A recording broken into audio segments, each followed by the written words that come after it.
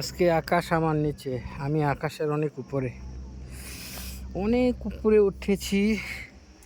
জানি না কতটুক উপরে, তবে অনেক সুন্দর প্লেস, অনেক ভালো লাগতেছে এত দূরে। হাই গাইস, আপনারা যদি কেউ আসতে চান, এটা হলো লঙ্কাউই।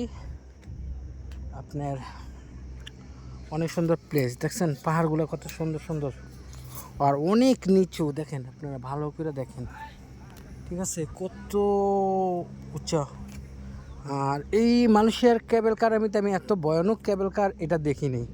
এটা এরকম ভয়ানক, আপনার অনেক ভয়ানক। যেমন গেন্তিং আইল্যান্ড অনেকে গেছেন, গেন্তিং আইল্যান্ডটা তো এত ভয়ানক না, এটা ছোট ছোট করে প্লেয়ার আছে।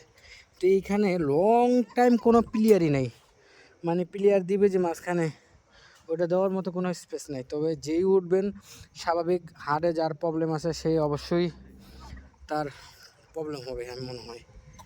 তবে জায়গাগুলো অনেক সুন্দর, অনেক উপভোগ করতে পারবেন। আর মেঘ আসলে তো ওই যে মেঘে অনেক কিছু বইরা যায়, তখন আর দেখা যায় না কিছু। এখন মেঘটা কিছু কমছে এদিক দিয়া, তো ওই জন্য হালকা হালকা দেখা যাইতেছে। আমি এটা ভিডিও করতেছি, পরে আপলোড দেব আপনাদের জন্য, আপনারা দেখে এটা উপভোগ করতে পারবেন। আর এই জায়গাগুলো অনেক সুন্দর জায়গা। এটা হলো আমার মনে হয় সবচেয়ে উঁচু জায়গা এটাই, লাঙ্কাবির।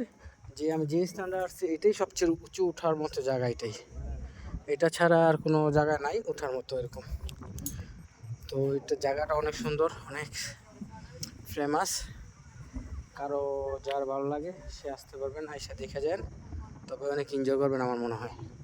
আর আসলে 4-5 জন বন্ধু বান্ধব ফ্রেন্ডরা একসাথে আসবেন, আরও মজা করবেন। আমি সব সময় একলা আসি, তো তো এই জন্য আমি একলাই চলে আসি। আমার যে কোনো যে জায়গায় যাই মন চায় আমি একলাই চলে যাই। আমি ওই ফ্রেন্ড সার্কেলের নিয়ে যাওয়া এক একজনের এক এক মতে থাকে, এই জন্য ওইটার থেকে আমি এটাই বেটার মনে করি।